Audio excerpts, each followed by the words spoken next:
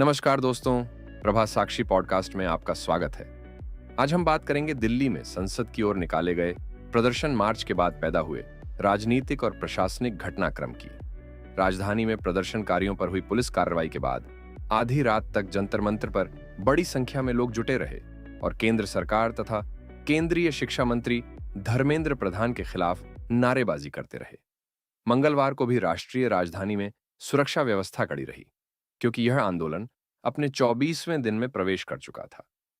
Police के मुताबिक संसद चलो मार्च के दौरान हुई हिंसा में प्रदर्शनकारियों और सुरक्षा कर्मियों समेत 170 से अधिक लोग घायल हुए हैं। ऐसे में यह विरोध प्रदर्शन अब केवल सड़कों तक सीमित नहीं रह गया है, बल्कि इसके राजनीतिक और कानूनी पहलुओं पर भी चर्चा तेज हो गई है। इस प्रदर्शन का नेतृत्व कर रहे सीजेपी के संस्थापक अभिजीत दिपके ने घोषणा की कि अब दोबारा संसद मार्च नहीं किया जाएगा, क्योंकि ऐसा करने पर पुलिस कार्रवाई में और अधिक छात्र घायल हो सकते हैं। हालांकि उन्होंने साफ कहा कि आंदोलन समाप्त नहीं होगा और उनकी लड़ाई जारी रहेगी। उन्होंने आरोप लगाया कि 20 से अधिक छात्रों की मौत के लिए जिम्मेदार धर्मेंद्र प्रधान को बचाने के लिए सरकार और भी छात्रों का खून बहाने को तैयार थी। वहीं संगठन ने प्रधानमंत्री नरेंद्र मोदी के इस्तीफे की मांग भी दोहराई और आरोप लगाया कि सरकार इस पूरे मामले में खुद को पूरी तरह शर्मिंदा कर चुकी है। सीजेपी का कहना है कि यदि सरकार चाहती तो इस्तीफा बहुत पहले हो सकता था, लेकिन भारतीय जनता पार्टी का नेतृत्व अहंकार में काम कर रहा है। दूसरी ओर दिल्ली पुलिस ने पूरे मामले में जांच तेज कर दी है। पुलिस ने 5 अलग-अलग एफआईआर दर्ज की हैं और यह पता लगाने की कोशिश की जा रही है कि क्या यह हिंसा राजधानी में शांति भंग करने की किसी बड़ी साजिश का हिस्सा थी। संसद मार्ग, बाराखंभा रोड और कनॉट प्लेस थाना क्षेत्रों में अज्ञात लोगों के खिलाफ दंगा करने, सरकारी और निजी संपत्ति को नुकसान पहुंचाने तथा ड्यूटी पर तैनात सरकारी कर्मचारियों पर हमला करने जैसी धाराओं के तहत मामले दर्ज किए गए हैं। जांच एजेंसियां अब सीसीटीवी फुटेज, फेस रिकॉग्निशन तकनीक, सोशल मीडिया पोस्ट और मोबाइल फोन रिकॉर्डिंग की मदद से हिंसा में शामिल लोगों की पहचान कर रही हैं। पुलिस का दावा है कि प्रदर्शनकारियों ने सरकारी संपत्ति को भारी नुकसान पहुंचाया और 15 से 20 सरकारी वाहनों सहित अन्य सार्वजनिक संपत्तियों में तोड़फोड़ की।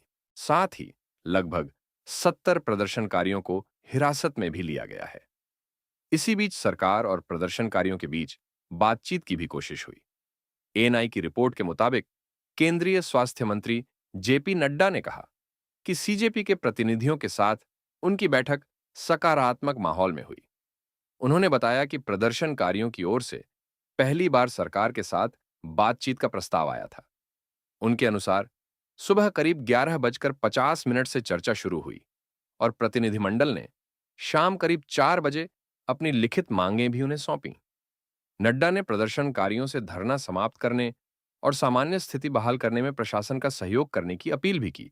इससे पहले जब प्रदर्शनकारी नीट यूजी 2026 पेपर लीक के आरोपों को लेकर धर्मेंद्र प्रधान के इस्तीफे की मांग करते हुए संसद की ओर बढ़ रहे थे, तब सीजेपी के राष्ट्रीय प्रवक्ता आशुतोष रांका और मुख्य प्रवक्ता सौरव दास ने भी नड्डा से मुलाकात की थी।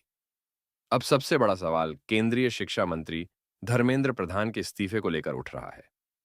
राजनीतिक गलियारों में चर्चा है कि हाल के विवादों के बाद पार्टी के भीतर इस मुद्दे पर विचार जरूर हुआ, लेकिन जिस तरह यह आंदोलन हिंसक हुआ, उसके बाद सरकार के सामने एक बड़ा राजनीतिक सवाल खड़ा हो गया है।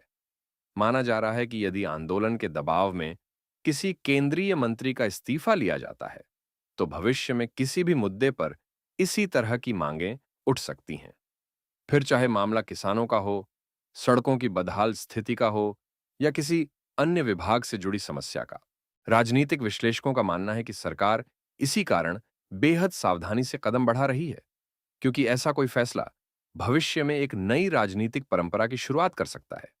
फिलहाल धर्मेंद्र प्रधान के इस्तीफे को लेकर सरकार की ओर से कोई आधिकारिक संकेत नहीं दिया गया है। ऐसे में अब सबकी नजर आंदोलन की अगली रणनीति, पुलिस जांच और सरकार के अगले कदम पर टिकी हुई है। आज के एपिसोड में बस इतना ही।